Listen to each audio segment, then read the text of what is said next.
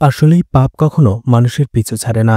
আজ নয়তোবা কাল, নয়তোবা ভবিষ্যতে একদিন না একদিন সেই পাপের ফল তাকে ভোগ করতেই হবে। মাঝরাতে হঠাৎ করে রাস্তার মাঝে একটি মেয়ের ডেড বডি পাওয়া যায়। মেয়েটিকে কে খুন করেছিল আর এরপরে কি হয়েছিল সেটাই দেখানো হবে আজকের গল্পে। তো আজ এক্সপ্লেন করতে যাচ্ছি কোরিয়ান মুভি সার্কেল অফ অ্যাটনিমেন্ট। মুভির শুরুতেই ছোট্ট তিজুংকে দেখানো হয়। ছোট্ট তিজুং আজকে অনেক খুশি, কারণ আজকে তার বার্থডে ছিল। তিজুং এবং তার মা নিমনি সেখানে কেক নিয়ে বার্থডে সেলিব্রেট করার জন্য বসে। তখনই তিজুংয়ের বাবা চমিং সেখানে চলে আসে, কিন্তু নিমনি তাকে ঘরে ঢুকতে দেয় না, দরজা লাগিয়ে রাখে। কারণ আজকেই চুরি করার অপরাধের শাস্তি কাটিয়ে জেল থেকে ছাড়া পেল। চমিং তার মেয়ের সাথে দেখা করতে চায়। সে তিজংকে টাকাও দেয় এবং তার জন্য গিফটও নিয়ে আসে, কিন্তু নিমনি কোনো কিছুতেই তাকে ঘরে ঢুকতে দিচ্ছিল না। কিন্তু তিজুং তার বাবাকে চেনেই না। কারণটা হচ্ছে তিজুং যখন খুব ছোট ছিল তখনই চমিং চুরির জন্য জেলে চলে যায় এবং তার কয়েক বছরের সাজা হয়। নিমনি চমিংয়ের টাকা এবং গিফট দুটোই তার মুখের মধ্যে ঢিল মেরে দেয় এবং দরজা লাগিয়ে দেয়। তাকে সেখান থেকে চলে যেতে বলে, অপমান করে চমিংকে। চমিনেতে প্রচণ্ড ডিস্টার্ব হয়ে যায়। সে সেখান থেকে রেগে চলে যায় আর যাওয়ার সময় মেয়ের জন্য আনা গিফটটা ময়লার মধ্যে ফেলে দিয়ে যায়। ছোট্ট তিজুং জানালা দিয়ে এসব কিছু দেখে। চমিং সেখান থেকে চলে যাওয়ার পরে নিমনি দরজা খুলে সেই টাকাগুলো কুড়িয়ে নেয়। অন্যদিকে ছোট্ট তিজুং তাকে জিজ্ঞেস করে, মা, ওটাই কি আমার বাবা? ওই লোকটা কি সত্যি বলছে? নিওনি কিছুই বলে না। এরপরেই ইয়োশিন আর কেবিনকে দেখানো হয়, যাদের এঙ্গেজমেন্ট হয়েছে আর কিছুদিন পরেই তাদের বিয়ে হবে। ইয়োশিন একজন পেন্টার, অন্যদিকে কেবিন পেশায় একজন শিক্ষক। এদিকে চমিনকে দেখা যায় ট্যাক্সি চালাতে, কিন্তু সে তার স্ত্রী নিমনির কথা এতটাই বিরক্ত ছিল যে ট্যাক্সি চালানোর সময়ও সেই আজেবাজে কথাই বলছিল, মেয়েদেরকে নিয়ে তুচ্ছতাচ্ছিল্য করছিল আর নিজের ভাগ্যকে দোষারোপ করছিল যে এই পৃথিবীর সবাই তার সাথে বেইমানি করেছে। চমিনের ট্যাক্সিতে তখন একজন মহিলা প্যাসেঞ্জার ছিল, যে চমিনের এই বকবক শুনতে শুনতে বিরক্ত হয়ে যায়। সেও চমিনকে বকাঝকা করে মাঝপথেই সে তার ট্যাক্সি থেকে নেমে যায়। সেই মহিলা প্যাসেঞ্জারের কাছ থেকে গালি খাওয়ার পরে চমিং আরও বেশি ডেসপারেট হয়ে যায়। সে ভাবতে থাকে এই পৃথিবীর সব সমস্যার মূলেই হচ্ছে মহিলা বা মেয়েরা, তাদের জন্যই পুরুষদের জীবনে এত সমস্যা। এদিকে কেবিন আর ইউশিনকে দেখানো হয়, যারা গাড়ি দিয়ে কোথাও যাচ্ছিল। রাতের বেলা ইউশিন কেবিনকে তার দেখা স্বপ্নের কথা বলে। ইউশিন তার স্বপ্নটা নিয়ে অনেক বেশি চিন্তিত ছিল আর সে চাইছিল কেবিন তার স্বপ্নের কথা শুনুক এবং তার কোনো একটা সলিউশন দিক। কিন্তু ইউশিন দেখতে পায় কেবিন তার স্বপ্নের কথা শোনা তো দূরের কথা, সে তার দিকে মনোযোগী দিচ্ছিল না। সে মনে মনে গাড়ি চালাচ্ছিল আর অন্য কিছু ভাবছিল। আর এটা দেখার পরেই ইউশিন প্রচণ্ড রেগে যায়। ইউশিন সাথে সাথে কেবিনকে বলে, তাড়াতাড়ি গাড়ি থামিয়ে দাও, আমি নেমে যাব। কিন্তু কেবিন কোনো কথা না বলে আপন মনে গাড়ি চালাচ্ছিল। এতে ইউশিন প্রচণ্ড রেগে যায়, আবারও বলে, কিন্তু কেবিন তারপরও গাড়ি থামায় না। আর এরপরেই শর্ট টেম্পার ইউশিন চলন্ত গাড়ি থেকেই নামার চেষ্টা করে। এটা দেখে কেবিন ভয় পেয়ে যায়, তাকে থামায় এবং সেই গাড়িটা সেখানেই থামিয়ে দেয়। ইউশিন গাড়ি থেকে নেমে যায় আর কেবিনকে সেখান থেকে চলে যেতে বলে। কেবিনও রাগ করে সেখান থেকে ইউশিনকে রেখেই চলে আসে। কেবিন ভাবতে থাকে চলন্ত গাড়ি থেকে নামতে যেয়ে ইউশিনের যদি কিছু হয়ে যেত তাহলে কি হতো। অন্যদিকে ইউশিন ভাবে এরকম একটা নির্জন হাইওয়ে রোডে একা রেখে চলে যেতে পারলো, এটা সে কখনো কল্পনাই করতে পারেনি। রেগে গিয়ে ইউশিন তখনই শপথ নেয় কেবিনের সাথে সব সম্পর্ক সে ছিন্ন করে দেবে। সে আর তাকে ভালোবাসে না, তাই সে বিয়েটাই ভেঙে দেবে।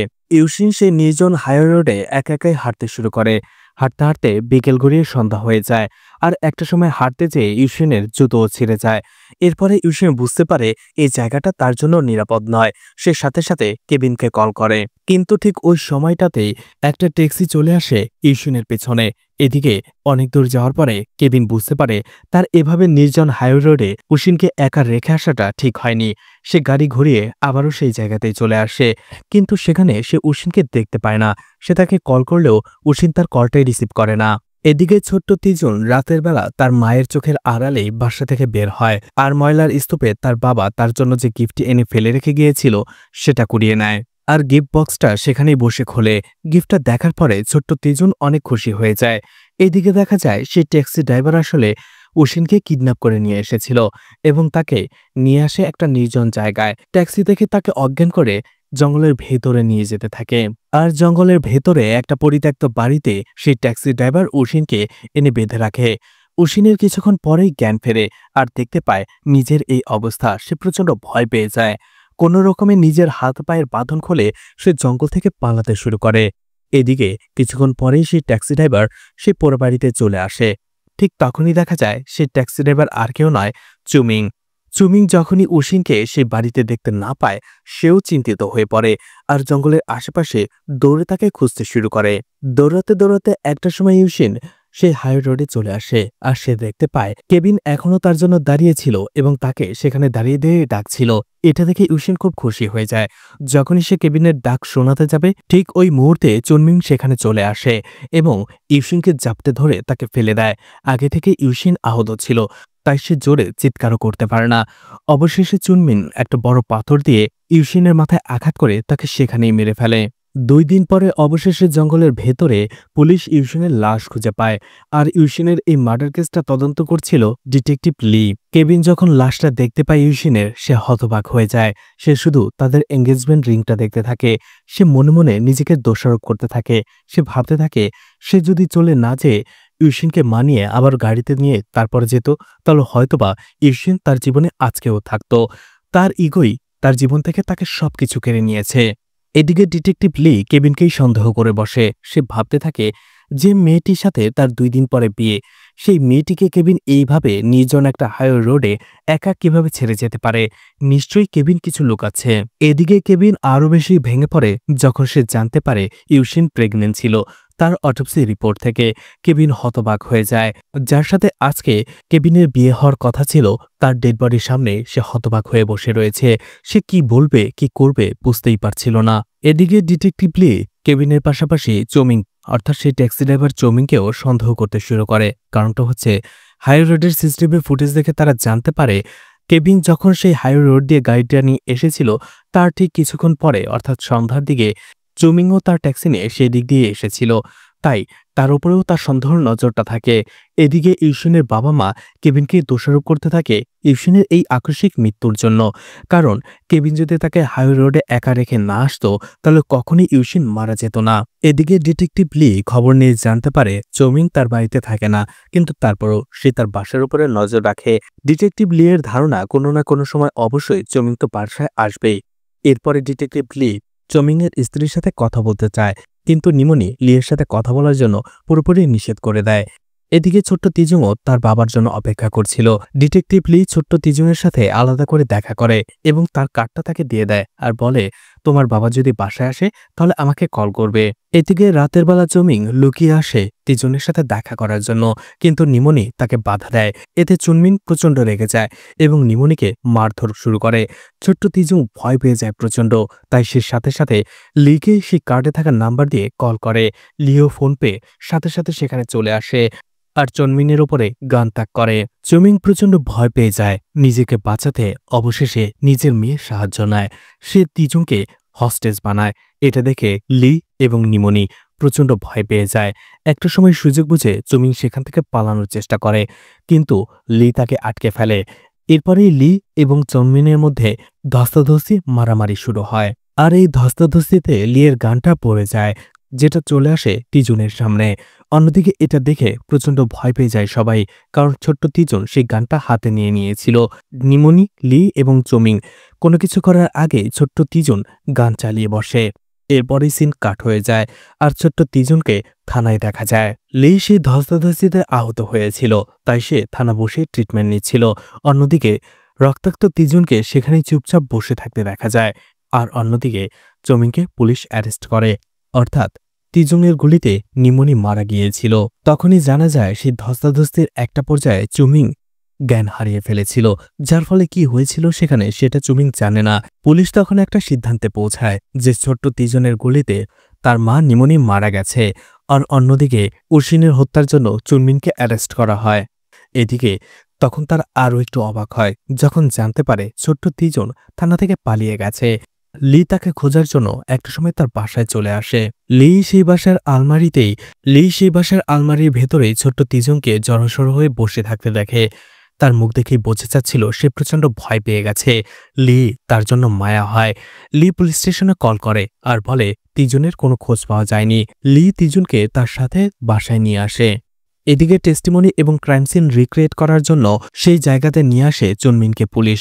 অন্যদিকে সেখানে কেবিন আসার পরে চুনমিনকে দেখার পর সে প্রচণ্ড রেগে যায়, তাকে মারার জন্য আসতে থাকে, কিন্তু পুলিশ তাকে আটকায়। চুনমিনের পুরো চেহারা কেবিন দেখতে পারে না, কিন্তু চুনমিনির সেই দুটো চোখ কেবিন কখনো ভুলতে পারবে না।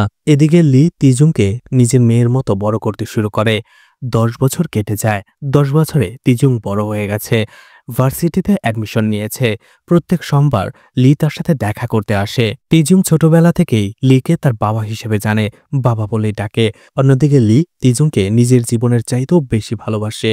লি ছোটবেলা থেকেই তিজুংকে এমনভাবে বড় করেছে, তিজুং যে অনাথ এটি যেন কখনো তিজুংয়ের মনেই না হয়। এদিকে একটা সময় লি খবর পায় জেলখানাতে চুমিং সুইসাইড করার জন্য অ্যাটেম্প করেছিল, কিন্তু চুমিংয়ের কথা তিজুংকে কোনোভাবেই জানতে দেয় না লি। এদিকে এত আদর করার পরেও তিজুংয়ের মুখের ভেতরে একটা হাহাকার দেখা যায়, কোনো কিছুর একটা শূন্যতা উপলব্ধি করা যায়। এদিকে 10 বছর পরেও কেবিন ইউশিনকে ভুলতে পারেনি, আর তার স্মৃতি ধরে রেখেই সে এখনো বেঁচে আছে। কিন্তু ঘটনাক্রমে দেখা যায় তিজুং যেখানে পড়তো সেখানেই কেবিন টিচার হিসেবে নিয়োগ পায়। তিজুংও সবার মতো তার নিউ ক্লাস টিচার কেবিনকে স্বাগতম জানায়। এদিকে কেবিন দেখতে পায় তিজুং পড়ালেখায় খুবই মেধাবী ছিল। অন্যদিকে রিপোর্টার কিম ডিটেকটিভ লিয়ের কাছে চলে আসে, কারণ সে চুনমিনের ব্যাপারে একটা রিপোর্ট লেখার চেষ্টা করছে। এই জন্যই রিপোর্টার কিম সবসময় লিয়ের পিছু ঘোরাঘুরি করে। সে বলে চুনমিনের ব্যাপারে তাকে সবকিছু বলার জন্য, বিশেষ করে চুনমিনের নিখোঁজ হয়ে যাওয়া সেই ছোট্ট মেয়েটি, যার 10 বছর পরেও কোনো হদিস পাওয়া যায়নি। এদিকে ডিটেকটিভ লি কিমের সব প্রশ্নের উত্তর এড়িয়ে সেখান থেকে চলে আসে। এদিকে রাতের বেলা তিজুং যখন বাড়ি ফিরছিল তখনই সে রাস্তার ভেতরে নেশাগ্রস্ত কেবিনকে দেখতে পায়, যে টালমাটালভাবে হাঁটছিল। ঠিক তখনই একটা গাড়ি তাকে অ্যাক্সিডেন্ট করে চলে যাওয়ার চেষ্টা করছিল, কিন্তু ঠিক সময় মতো তিজুং এসে তাকে বাঁচায়। রাস্তার ভেতরেই পড়েছিল কেবিন। সে তিজুনকেই উশিন ভাবে এবং ইউশিন বলে ডাকতে শুরু করে। তিজুন অবশেষে কেবিনকে তার বাসায় নিয়ে আসে। সকালবেলায় যখন কেবিনের ঘুম ভাঙে সে একটা ছোট্ট হ্যান্ড নোট দেখতে পায়, যেটাতে তিজুন কেবিনের জন্য তার হ্যাংওভার কাটানোর ওষুধের নাম লিখে রেখে যায়। এদিকে তিজুনকে দেখা যায় তারই সাথে পড়া জিমি নামের একটি ছেলেকে সে ভালোবাসে, কিন্তু এখনো বলতে পারেনি। এদিকে কেবিন যখন স্কুলে ক্লাস করা ছিল ঠিক ওই সময়টাতে তিজুনের চোখের দিকে তার হঠাৎ করেই চোখ পড়ে, আর সেই চোখ দুটো দেখার পরেই তার বুকটা ভেতর থেকে মুচড়ে ওঠে। কারণটা হচ্ছে তিজুনের চোখজোড়া একই রকম উশিনের খুনি চুনমিনের মতো, আর সেখানেই সে তিজুংয়ের মধ্যে চুনমিনকে হ্যালুসিনেশন করতে থাকে। ক্লাসের ভেতরেই সে সবার সামনে তিজুংকে গলা চেপে ধরে। সে ভাবে সেটা চুনমিন, আর অবশেষে স্টুডেন্টদের চিৎকার চেঁচামেচিতে সে হুঁশে ফেরে। সে বুঝতে পারে সে কত বড় ভুল করে ফেলেছে। এরপরে সে একা তিজুনের সাথে কথা বলে আর বলে সে চাইলেই তার নামে কমপ্লেন করতে পারে, কিন্তু তিজুন তার পরিবর্তে কেবিনের দিকে ফ্রেন্ডশিপ করার হাত বাড়ায়। এদিকে ডিটেকটিভ লি তার হায়ার অফিসারের কাছে চলে আসে, কারণ তার যে প্রমোশন হওয়ার কথা ছিল সেটা অন্য অফিসারকে দিয়ে দেওয়া হয়েছে। এই জন্য ডিটেকটিভ লি প্রচণ্ড রেগেছিল। তার হায়ার অফিসারের সাথেও সে রাগারাগি করে। এদিকে তার হায়ার অফিসার তাকে বলে, হ্যাঁ আমি জানি তুমি ভালো একজন ডিটেকটিভ এবং এ পর্যন্ত অনেক কেস সমাধান করেছো, কিন্তু প্রত্যেকটা কেস সমাধান করতে যেয়ে তুমি তোমার পার্টনার এবং কো মেম্বারদের বিপদে ফেলেছো। প্রমোশন পাওয়ার জন্য ইমেজটাও ভালো হওয়া দরকার। এরপর লি আর কোনো কথা বলে না। সে প্রচণ্ড হতাশ হয়ে রাতের বেলা মদ খেতে শুরু করে, আর একটা সময় তিজুনের কথা মনে করতে করতে তার হোস্টেল অবধি পৌঁছে যায়। তাকে কল করে, কিন্তু তিজুনের একটু নিচে নামতে দেরি হওয়ায় সে অন্য জায়গায় বসে পড়ে। তিজুন একটা সময় লিকে খুঁজে বের করে সেখান থেকে। এত রাতের বেলায় সে লিকে তার হোস্টেলে নিতে পারবে না, এজন্য পাশের একটি হোটেলে নিয়ে আসে তিজুন তাকে। সেখানে বসে বাবা আর মেয়ে গল্প করতে শুরু করে। মদের নেশায় লি তিজুনকে বলে, স্কুলের কোনো টিচার বা কেউ যদি তোমাকে বিরক্ত করে, উত্ত্যক্ত করে, তুমি শুধু আমাকে বলবে। তিজুং বলে, এমন কিছু নয়, কিন্তু আমার নতুন ক্লাস টিচার একটু অদ্ভুত। তিজুং বলে, তার ব্যবহার একেবারেই অস্বাভাবিক, উল্টাপাল্টা। আমার মনে হয় অতীতে তার কোনো দুঃস্বপ্ন রয়েছে, দুর্বিষহ স্মৃতি রয়েছে। নেশাগ্রস্ত লি বলে, এখানে সবার অতীতই খারাপ, দুর্বিষহ। একটা সময় সেখানে মদের নেশায় লি বুঁদ হয়ে ঘুমিয়ে পড়ে।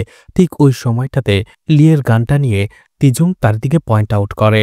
তিজুং যে লিকে ঘৃণা করে সেটা তার চোখ মুখের স্পষ্ট ছাপে বোঝা যাচ্ছিল, কিন্তু তিজুং লিকে কেনই বা এত ঘৃণা করে, এর পেছনের কারণ কি? সিন কাট হয়ে যায়। কেভিন যখন তিজুংয়ের ফাইলটা দেখছিল তখন সে দেখতে পায় তার বাবা লি তাকে 10 বছর আগে দত্তক নিয়েছিল। এদিকে তিজুংদের ক্লাসের রেজাল্ট দেওয়া হয়, যার মধ্যে বরাবরের মতোই তিজুং ফার্স্ট হয়েছিল। এজন্য কেবিন সহ বাকি সবাই তাকে কংগ্রেচুলেশন জানায়। এরপরে একটা সময় কেবিন তিজুংয়ের সাথে আলাদা বসে কথা বলতে থাকে এবং তাকে জিজ্ঞেস করে সে বড় হয়ে কি হতে চায়, জজ, ডক্টর বা প্রফেসর। তখন তিজুং বলে সে সবকিছু হতে চায়। কেবিন তিজুংয়ের চোখে মুখে ভয়ের ছাপ দেখতে পায়, তাই সে তাকে জিজ্ঞেস করে তুমি কিসের জন্য ভয় পাচ্ছ, আমাকে খুলে বলতে পারো। তিজুন বলে আমি সেই সময়ের অপেক্ষা করছি যে সময় আমার জীবনটাকে পাল্টে দেবে। আমি যদি পড়ালেখায় নিজেকে ব্যস্ত না রাখি হয়তোবা আমি শেষ হয়ে যাব, মারা যাব। তিজুং তখন কেবিনকে পাল্টা প্রশ্ন করে তুমি কি টিচার হতে চেয়েছিলে ছোটবেলায়? কেবিন বলে না, আমি চেয়েছিলাম সুন্দরী একটি মেয়েকে বিয়ে করে সংসার করব। তিজুং অবাক হয়ে যায় আর বলে তোমার মতো হ্যান্ডসাম একটা ছেলের পক্ষে এটা করা তো একেবারেই সহজ কাজ। কেবিন তখন বলে মাঝে মধ্যে খুব সহজ কাজটাই অনেক বেশি কঠিন হয়ে যায়। তখনই তিজুন কেবিনের হাতের কাটার দাগ দেখতে পায়। সে বুঝতে পারে কেবিন কোনো না কোনো সময় সুইসাইড করতে চেয়েছিল। তিজুন কেবিনকে বলে তুমি কি তোমার জীবনে না পাওয়ার জন্যই সুইসাইড করতে চেয়েছিলে? আসলে আমাদের জীবনে এমন অনেক বোঝা থাকে যেগুলো আমরা না চাইতেও সেগুলো বয়ে বেড়াতে হয়। কেবিন তখন বলে আমি তোমাকে একটা কথা বলতে চাই, তোমার দুটো চোখ আমাকে কোন একজনের কথা মনে করিয়ে দেয়। এরপরেই কেবিন চলে যায় ইউশনের মেমোরিয়ালে, কারণ ইউশনের মৃত্যুর বোঝাটা সারা জীবন তাকে বয়ে বেড়াতে হবে। ইউশনের স্মৃতি সবসময় কেবিনকে তাড়া করে বেড়ায়, এমনকি কেবিন সবসময় তার আশেপাশে ইউশনকে অনুভব করে।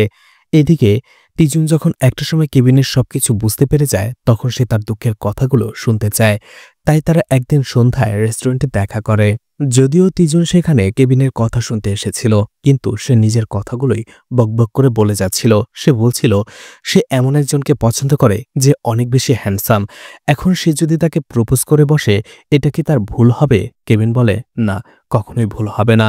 এতে তিজুন অনেক খুশি হয় আর সেখানেই খুশিতে অনেক বেশি মদ খেয়ে মাতাল হয়ে যায়। আর সেই মাতাল এবং ঘুমন্ত তিজুংকে হোস্টেলে ছেড়ে দেওয়ার জন্য চলে যায় কেবিন। কিন্তু রাস্তার মাঝে যাওয়ার পরে ইউশুনের সেই ঘটনাটা তার মনে পড়ে, 10 বছর আগে সেই বিভৎস ঘটনা। আর একটা সময় তার মনে হয় কোনো না কোনোভাবে ইউশুনের হত্যাকারী চুনমিনের মেয়েই হচ্ছে তিজুন। তাই সে তাকে মেরে ফেলার চেষ্টা করে, কিন্তু শত চেষ্টার পরেও মারতে পারে না।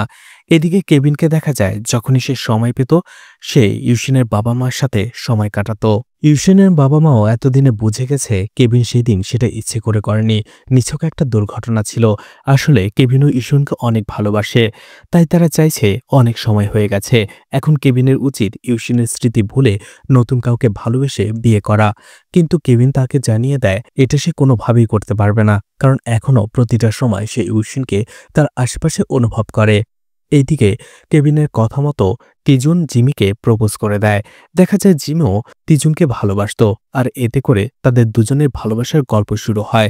তারা একে অপরের সাথে সময় কাটাতে শুরু করে। ঠিক ওই সময়টাতে চুনমিনের খবরটা নিউজে দেখানো হয়। চুনমিনের ফাঁসির আদেশ দেওয়া হয়েছে এবং দিন তারিখও ঠিক করে ফেলা হয়েছে।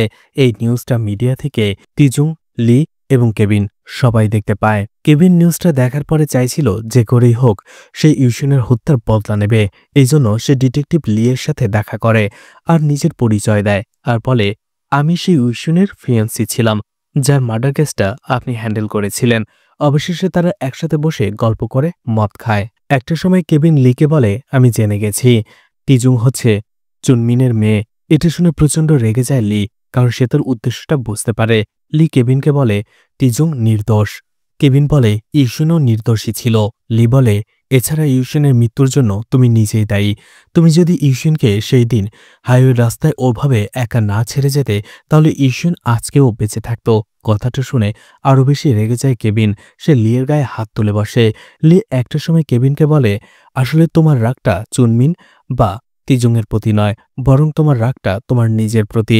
এতে আবারও দুজনের মধ্যে মারপিট হয়, ঝগড়াঝাটি হয়, আর একটা সময় তারা দুজনে আবারও মিটমাট হয়ে শান্তিতে বসে সিগারেট টানতে থাকে। কেবিন তখন বলতে থাকে আমার প্ল্যানটা ছিল তিজুনকে মেরে চুনমিনকে তার আপনজন হারিয়ে যাওয়ার বেদনাটা কেমন সেটা বোঝানোর, কিন্তু এখন আমার মনে হচ্ছে আমার প্ল্যানটা পাল্টে ফেলতে হবে, আমাকে অন্য কিছু ভাবতে হবে।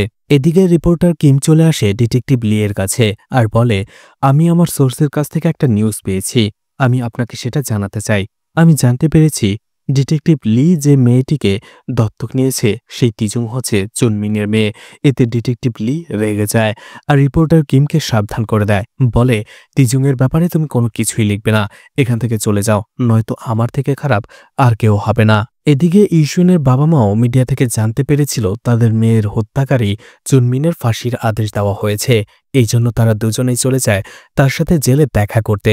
তারা তাকে শেষবারের মতো কিছু বলতে চেয়েছিল, কিন্তু চুনমিন যখনই জানতে পারে যে ইউশুনের বাবা মা তার সাথে দেখা করতে এসেছে, সে তাদের সাথে দেখা করতেই নিষেধ করে দেয়, সেখান থেকে চলে যায়। হতাশ হয়ে তারা বাইরে বের হয়ে আসে আর একটা সময় তারা দুজনেই উপলব্ধি করতে পারে তারা তাদের মৃত মেয়ে ইউশুনের জন্য কিছুই করতে পারেনি, জীবিত থাকাকালীনও নয়, মারা যাবার পরেও নয়। আর এই ব্যর্থতা থাকার জন্য দুজনেই পয়জন খেয়ে সুইসাইড করে। ইউশুনের বাবা মার এমন মৃত্যু দেখে কেভিন আরও বেশি ভেঙে পড়ে, সে তাদের শেষক্রিয়া করে। এদিকে ডিটেকটিভ লিয়ের হায়ার অফিসার আসে তার কাছে এবং তাকে একটা ম্যাগাজিন দিয়ে বলে, তোমার প্রমোশনের নিউজটা ম্যাগাজিনে ছাপা হয়েছে, পড়ে নাও। ডিটেকটিভ লি দেখতে পায় ম্যাগাজিনে লেখা হয়েছে ফাঁসির আদেশকৃত অপরাধী চুনমিনের মেয়ে তিজুনকে ছোটবেলা থেকেই দত্তক নিয়ে বড় করে তুলছে ডিটেকটিভ লি। এটা দেখে সে হতবাক হয়ে যায়। আসলে রিপোর্টার কিম তার কথা শোনেনি, সে সেই নিউজটা ম্যাগাজিনে ছাপিয়ে দিয়েছে। এতে সে প্রচণ্ড রেগে যায়। এদিকে জিমিও যখন এই আর্টিকেলটা পড়ে, সে তিজুংয়ের সাথে তার সম্পর্কটা ভেঙে দেয়, ব্রেকআপ করে চলে যায়। এতে পুরোপুরি ভেঙে পড়ে তিজুংও যখন এই আর্টিকেলটা দেখে, সে লির উপরে প্রচণ্ড রেগে যায়। এদিকে লি অনেকবারই তিজুংকে ফোন করে খোঁজার চেষ্টা করে, তার সাথে কথা বলার চেষ্টা করে, কিন্তু তিজুং তার ফোনটাই ধরছিল না। লি চিন্তিত হয়ে তিজুনকে হোস্টেল সহ বিভিন্ন জায়গায় খুঁজে বেড়ায়, কিন্তু কোথাও খুঁজে না পেয়ে সে হতাশ হয়। এরপরে রেগে গিয়ে রিপোর্টার কিমকে ধরে আর জিজ্ঞেস করে, তোমাকে এই নিউজটা কে দিয়েছে? রিপোর্টার কিম প্রথমে বলতে না চাইলেও ডিটেকটিভ লি তাকে ধমকায়। অবশেষে কিম বলে কেবিন নামের একজন লোক তাকে এই পুরো স্টোরিটা বলছে। অন্যদিকে দেখা যায় হতাশ হয়ে তিজুং চলে আসে কেবিনের কাছে। কেবিনও তিজুংকে কোনো কিছু জিজ্ঞেস না করেই তার সাথে বসে মদ খেতে শুরু করে। একটা সময় তিজুং অনেক বেশি মদ খেয়ে ফেলে আর মদের নেশে সে বলতে শুরু করে সে সেই লোকটাকে মেরে ফেলতে চায় যে তার মাকে মেরেছিল। ঠিক তখনই 10 বছর আগে সেই রাতের ঘটনা আমাদের দেখানো হয়। দেখা যায় যখন ছোট্ট তিজুংয়ের হাতে গানটা ছিল, তারা দুজনেই ধস্তাধস্তি করছিল আর গানটা দেখে তারা আবারও তিজুংয়ের কাছ থেকে গানটা নেয় এবং আবারও ধস্তাধস্তি করতে থাকে। কিন্তু একটা সময় সেই গানটা চলে আসে ডিটেকটিভ লি এর কাছে। ডিটেকটিভ লি চুনমিংয়ের দিকে গান পয়েন্ট আউট করে। অন্যদিকে ছোট্ট তিজুং নিজের বাবাকে বাঁচানোর জন্য দৌড়ে তাদের মাঝে চলে আসে। এদিকে নিমনি তার মেয়েকে বাঁচানোর জন্য তাদের মাঝে চলে আসে আর এর মাঝে হাত ফসকে ডিটেকটিভ লিয়ের হাত থেকে গুলি চলে যায়, যেটা লেগে যায় নিমনির, আর সে সেখানেই মারা যায়। অর্থাৎ সেই রাতে তিজুং তার মাকে মারেনি, বরং ডিটেকটিভ লি নিমনিকে মেরেছে। আর সেদিনের পর থেকে তিজুং এক মুহূর্তের জন্য এই ঘটনাটা ভুলেনি, কিন্তু তারপরও সে ছোটবেলা থেকেই তার মায়ের হত্যাকারীর সাথেই বড় হয়েছে, সম্পর্ক রেখেছে। কারণটা হচ্ছে তিজুং একটা সময় ডিটেকটিভ লিয়ের কাছ থেকে তার মায়ের হত্যার বদলা নেবে, সে শুধু সঠিক সময়ের অপেক্ষা করছে। কেবিন তিজুংকে বলে, তোমার আসল বাবার সাথে তোমার অবশ্যই দেখা করা উচিত, কারণ কালকেই তার ফাঁসি হয়ে যাবে। এতে তিজুং রাজি হয়ে যায়। পরদিনই কেবিন আর তিজুন জেলে চলে যায় চুনমিনের সাথে দেখা করার জন্য। চুনমিন তার মেয়েকে দেখার পরে পাগলের মতো শুধু একটা কথাই বলে, হ্যাপি বার্থডে তিজুং। এটা শুনে তিজুংয়ের চোখ দিয়ে পানি বের হতে শুরু করে। আর একটু পরেই চুনমিনকে সেখান থেকে নিয়ে যায় আর ফাঁসিতে ঝুলিয়ে দেওয়া হয়। এদিকে তিজুনকে খোঁজার জন্য ডিটেকটিভ লি জেলখানায় চলে আসে। সে বুঝতে পারে হয়তো তার বাবাকে দেখার জন্য শেষবারের মতো তিজুংও জেলখানায় চলে এসেছিল। কিন্তু জেলখানায় যাওয়ার পরে সে জানতে পারে যে তার দেরি হয়ে গেছে। ইতিমধ্যে কেবিন এবং তিজুন সেখান থেকে বের হয়ে পড়েছে। লি নিজেকে ধিক্কার দিতে থাকে আর এরপরে সে বুঝতে পারে কেবিন তিজুনকে কোথায় নিয়ে গেছে। এদিকে কেবিন তিজুনকে সেই স্পটটাতে নিয়ে এসেছিল যেখানে 10 বছর আগে সে ইউশিনকে রেখে গিয়েছিল। আর সেখান থেকে কেবিন তিজুনকে অজ্ঞান করে জঙ্গলের ভেতর দিয়ে সেই পুরাতন বাড়িটাতে নিয়ে আসে যেখানে চুনমিন 10 বছর আগে ইউশিনকে নিয়ে এসেছিল। অন্যদিকে লি সেখানে আসার পরে কেবিনের গাড়িটা দেখতে পায় আর সে বুঝতে পারে কেবিন তিজুনকে কোথায় নিয়ে গিয়েছিল। সেও সেখানে চলে আসে আর উকি মেরে দেখতে পায় কেবিন তিজুনকে আটকে রেখেছিল। তিজুংয়ের জ্ঞান ফেরার পরে কেবিন তাকে বলে, এটা সেই জায়গায় যেখানে অন্তিম ন্যায় হবে। ঠিক তখনই তিজুং দেখতে পায় লি সেখানে একটা চেয়ারে বাঁধা ছিল। আসলে কেবিন জানত লি সেখানে চলে আসবে তিজুংকে খোঁজার জন্য। এজন্যই সে আগে থেকে উৎপেতে রেখেছিল এবং লিকে সুযোগ বুঝে ধরে চেয়ারের সাথে বেঁধে রেখেছে। কেভিন তিজুনকে বলে, ইতিহাস পুনরাবৃত্তি করার সময় চলে এসেছে। এরপরেই কেভিন তিজুনের হাতে গানটা ধরিয়ে দেয় আর বলে, সামনেই তোমার মায়ের হত্যাকারী বসে আছে, তাকে খুন করে ফেলো। গানটা নিয়ে ধীরে ধীরে তিজুন লিয়ের দিকে চলে যায়। এরপরে কেভিন পেছন থেকে তাকে ডাকে আর বলে, তুমি আমাকে চিনতে পেরেছ? আমি সেই ইউশিনের ফিয়ন্সি, যাকে তোমার বাবা চুনমিন 10 বছর আগে মেরে ফেলেছিল। কেভিন বলতে থাকে, তোমার বাবা তোমার মায়ের উপরে রাগ করে সেই রাগ ইউশিনের উপরে মিটিয়েছিল, যেখানে ইউশিনের কোনো দোষই ছিল না। তিজুন বলতে থাকে, এখানে তো আমারও কোনো দোষ নেই। কেভিন তখন বলে, বাবার অপরাধের শাস্তি সন্তানকে পেতে হয়, বাবার ঋণ সন্তানকে পরিশোধ করতে হয়। তিজুন তখন বলে, তুমি কি চাইছো বলো তো? আমিও আমার বাবার মতো একজন খুনি হই? তখন লি পাশে থেকে চিৎকার করে বলে, তুমি চুনমিনের নয়, আমার মেয়ে, তুমি আমার মেয়ে, তুমি কখনো খুনি হতে পারো না। তখন তিজুন চিৎকার করে বলে, তুমি চুপ থাকো, তুমি আমার নির্দোষ মাকে গুলি করে মেরে ফেলেছ, আর আমার ওপরেই সেই খুনের দোষ চাপিয়ে তুমি আমাকে পালার নাটক করেছ। তুমি কি ভেবেছ আমি সবকিছু ভুলে গেছি? সেই ছোট্টবেলা থেকে আজ অব্দি আমি কোনো কিছুই ভুলিনি। প্রত্যেকটা মুহূর্তে আমি সেই ঘটনাকে মনে করেছি। এতদিন আমি আমার মায়ের অপরাধী হত্যাকারীর সাথে থেকেছিলাম কেন জানো? শুধুমাত্র এই সময়ের অপেক্ষায় যেখানে আমি মায়ের হত্যার বদলা নিতে পারবো। কিন্তু লি তাকে বোঝায়। লি বলে, সেটা একটা দুর্ঘটনা ছিল, আমি ইচ্ছে করে করিনি। আর আমি ভেবেছিলাম যে দুর্ঘটনা আমার হাতে ঘটেছে সেটার প্রায়শ্চিত্ত করতে হবে। আর তাই ছোট থেকে আমি তোমাকে বাবার আদর দিয়ে বড় করে তুলেছি, আর এখন আমি তোমাকে নিজের মেয়ে ভাবি। এটা শুনে প্রচণ্ড রেগে যায় তিজুন এবং লিয়ের পায়ে গুলি করে বসে। লি ব্যথায় কাতরাতে থাকে। তিজুন তখন বলে, অপরাধী যতই পুণ্য করুক না কেন, সে তার অপরাধ কখনোই মুছে ফেলতে পারে না। তখন লি বলে, ঠিক আছে, কিন্তু মারা যাবার আগে একটা কথা বলতে চাই। এত বছর আমার মেয়ে হয়ে থাকার জন্য তোমাকে ধন্যবাদ। তুমি এখন আমাকে মেরে ফেলতে পারো। এদিকে কেভিনও তিজুংকে উস্কাতে থাকে, যে সামনেই তোমার মায়ের হত্যাকারী, তুমি ওকে মেরে ফেলো।